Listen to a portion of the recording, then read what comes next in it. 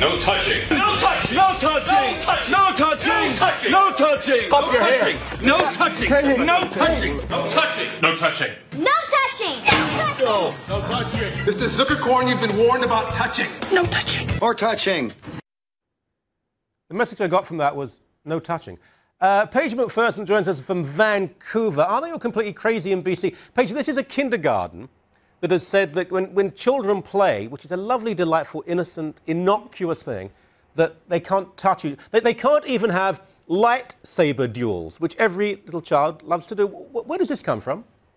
They actually can't even hold hands either, the most peaceful of touching acts. Yeah, this is a letter that was sent home from an elementary school, the Coghlan Elementary School in Langley, BC, to parents of kindergartners, advising parents that there is going to be a no-touching policy, absolutely no tolerance for any sort of physical contact on the playground from kids, advising them that they would be sent to the office or had playtime taken away from them if they were engaging in any touching, and included in this letter was even playing tag or hand-holding, so pretty extreme from what we're seeing here. Yeah.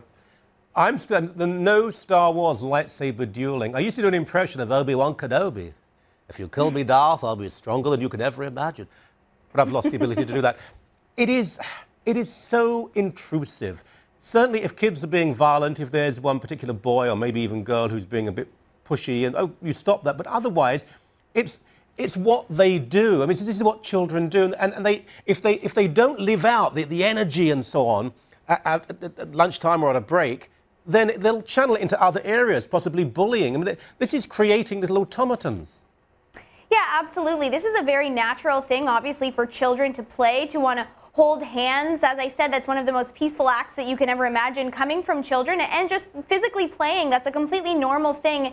Now, this also is something that we're telling kids not to do in their absolutely formative years. They're aged 4 and 5 children that we're talking about here. And you have to ask really ourselves here, what is the lesson that they're trying to send? Are they trying to send that the lesson that touching in situations wherein kids are getting hurt is not okay, or are you trying to send the message that no touching ever is okay? Now, the school district here has responded by saying that it's a sort of a no tolerance policy that's going to slide down into something a little more lenient, but that they're trying to send the message this way.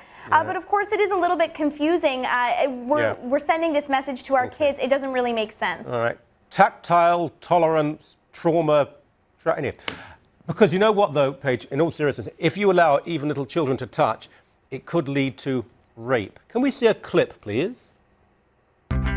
We want to provide a product that will make women and girls feel safer when out on a first date or a night of clubbing, taking an evening run, traveling in another country, or in other potentially risky situations.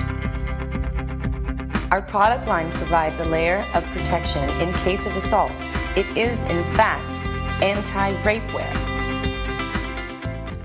Are we sure this isn't a satire? Because this is so offensive, the idea that women have to wear stupid clothes so that idiot men won't rape them. But we're sure this is serious? It seems serious. There was an Indiegogo campaign about it that did raise funds for this idea. It's sort of a strange, silly little entrepreneurial idea. And I do agree with you that, you know, it's sad that we've gotten to a place in our society where enough people would think that this kind of a product is necessary that they would actually raise the money for this kind of a product to go forward.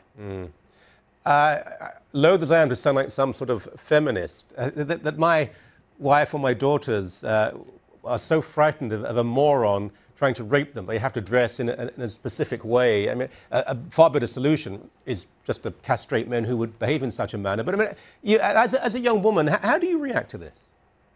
Well, I mean, I think that this is sort of a silly idea, and I don't think that it's something that makes very much sense. But I do think that the feminist outcry about this is a little bit questionable as well. Yeah. Basically, what we've heard from the feminists here is that this is victim blaming, that you're putting the blame and I guess the onus onto the woman as opposed to the rapist. Now, I understand the point. I take the point that this is sort of a tactic that the woman is doing herself, but I sort of think that it's similar to maybe carrying around pepper spray or taking a self-defense class. I don't understand how it's victim blaming. Okay, you know, Paige, I am one of the sisters. I empathise with female suffering, and you just don't. Anyway, a pleasure as always. Thank you very much indeed. Thank you.